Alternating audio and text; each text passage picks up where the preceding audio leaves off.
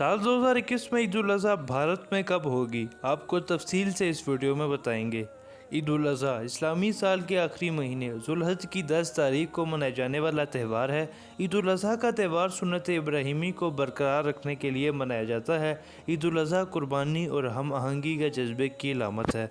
ईद उल फितर के ठीक 70 दिन बाद मनाई जाने वाली ईद, जिसे ईद उल अज़हा और आम ज़ुबान में बकरा ईद भी कहते हैं, ईद उल अज़हा को ईद उल फितर की तरह नहीं मनाया जाता। यानी ईद उल अज़हा को एक दिन पहले चांद देखकर नहीं मनाया जाता, बल्कि ईद उल अज़हा का चांद 10 दिन पहले ही नज़र आ जाता है। इसके हिसाब से ईद मनाई जाती है।